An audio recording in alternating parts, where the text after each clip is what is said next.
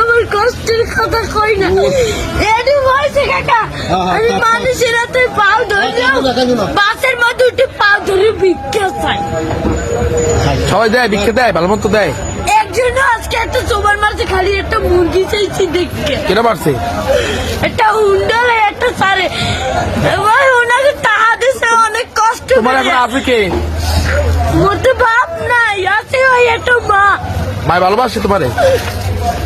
মাই বিষ্ণুর বইরে রয়েছে কাকা, মা যদি ভালো না বাসতে ওই টিভি আমি হালাইয়ে তুই আর একটা বিয়ে করতে হেলে মায়ের গর্ব ছিলাম হেলে একটার বড় করতে না।